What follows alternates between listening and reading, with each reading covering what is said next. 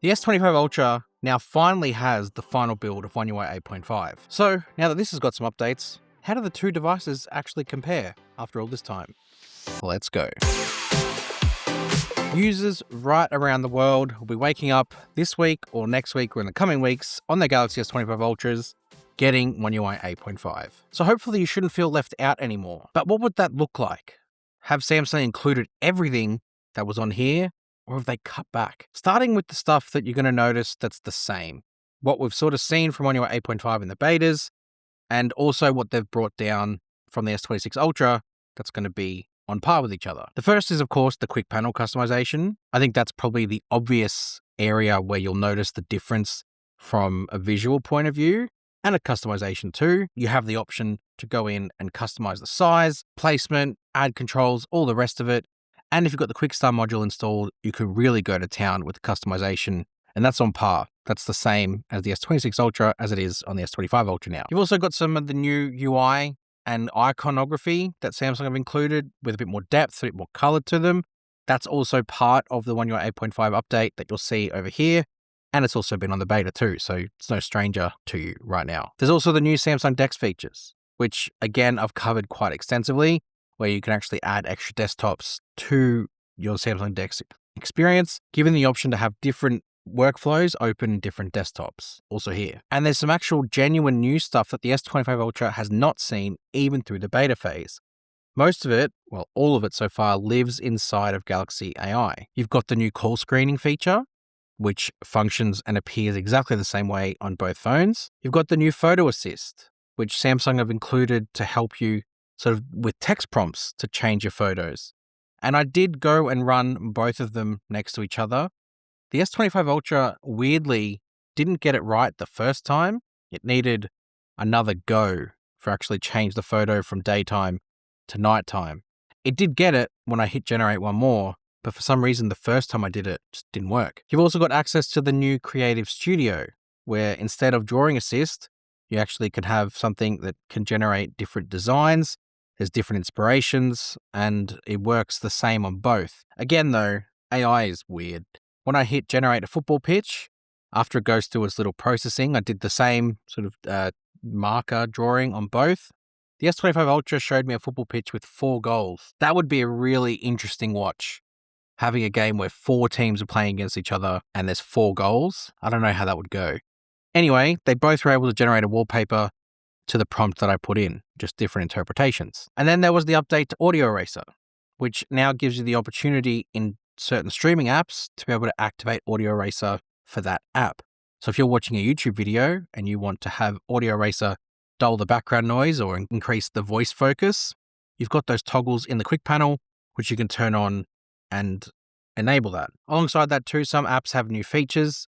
So for example, Gallery has private album, and you've got My Files, which has got a new design ethos, but don't get too comfortable with the new design philosophy for My Files, because oneui 9, which I've got on my S26, has changed it again. So Samsung, that's the only way I can describe why. And within My Files too, you've got a greater access to storage share. That's also part of it. The interesting part that I've noticed is that it's not what Samsung have included, it's what they've left out. And I don't understand why, particularly from the Galaxy AI level, why these two features aren't included. Now nudges and notification highlights, completely missing from the list. I can't see a world that the S25 Ultra isn't powerful enough to handle both of those. Especially when you've got the Now brief on here, it's capable of running that no problem. It should absolutely handle notification highlights and Now nudges. Especially when you look at Now nudges, it's just basically pulling information from other areas of the phone and bringing it to the forefront when you need them.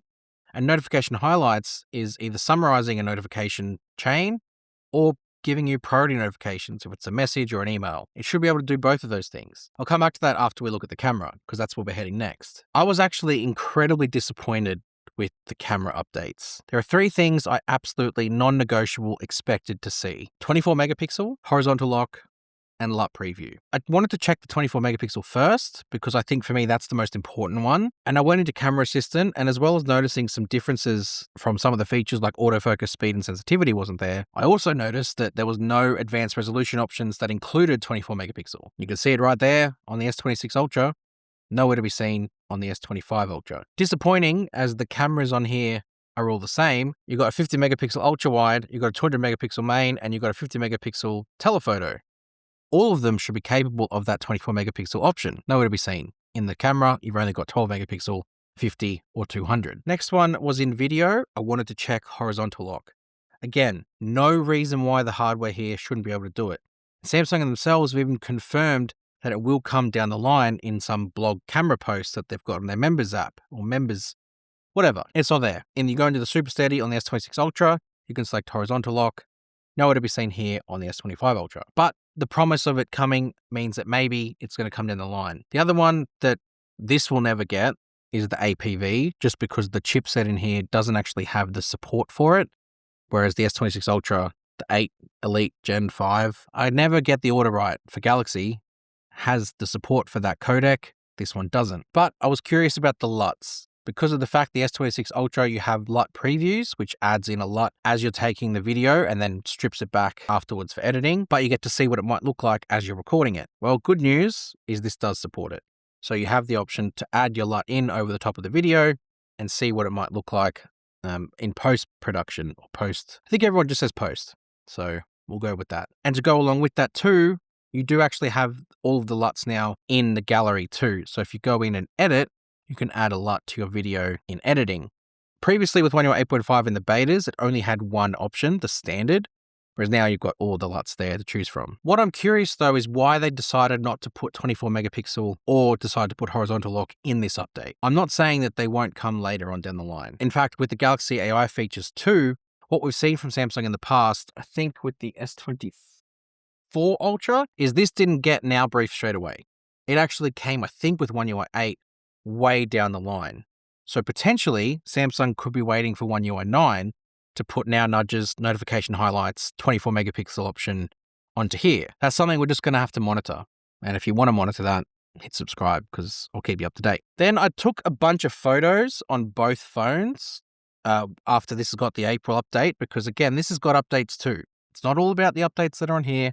There's updates on here as well. Let me know if you want to compare this to last month's update on the S26 Ultra, because I have my wife's one that I can borrow to sort of do that test. You let me know in the comments. On the phone screen, you can notice a sizable difference when it comes to the shadow areas. The S26 Ultra is just far and away better at lifting those shadow areas and bringing that detail out than compared to what you see on the S25 Ultra. Getting them on the screen or putting them on your phone screen now, hopefully you can see that difference, but you can absolutely see it on the phone screen, but I'll keep the carousel of photos going on your screen. I know what I'm doing, trust me. Editing will bring this all together. I also really noticed the difference between 24 megapixels and 12. That extra detail makes such a big difference in things like the grass. You really can see that a lot better compared to what you can with 12. I really hope Samsung bring it here soon. And then when it comes to video output, again, you'll probably notice a very similar trajectory to the photos, but I'll just let the video play out and you can kind of see the difference as I'm moving around and checking dynamic range, going in and out of shadow areas, because I think that's an area that you might be curious about. Because Samsung have made a lot of improvements to video processing on the S26 Ultra, and hopefully you can see that in the updates compared to the S25 Ultra, even with oneui 8.5 on the S25 Ultra now. And the last checkpoint for me is performance.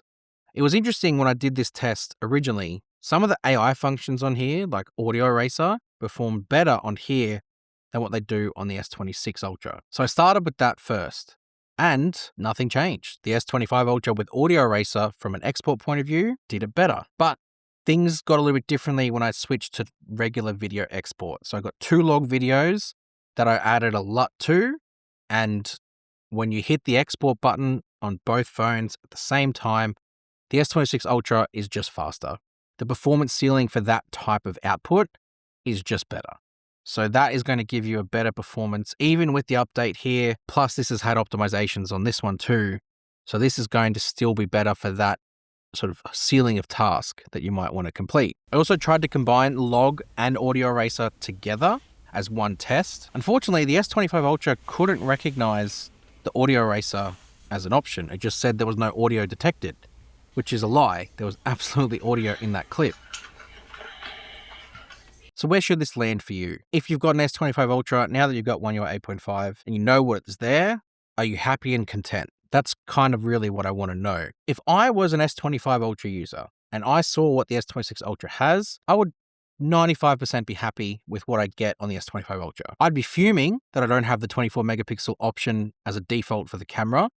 Fuming. I think I'd be really, really upset because it's such a drastic difference from a camera point of view, having that extra resolution, that I don't understand why it's not here on the S25 Ultra. But from other things like APV, you're never going to get that. Now nudges, notification highlights, I think you could live without them for the time being, and you'll likely get the horizontal lock as well at some point down the line. But the other updates that I've kind of covered already, plus the new stuff that the final build brings us, you should be content. I think there's enough there to keep your phone fresh for years to come. But I still can't excuse 24 megapixel not being there. That's just my own personal feelings right now. Anyways, you let me know if you're happy down below in the comments. I'm curious to hear your thoughts and how you feel.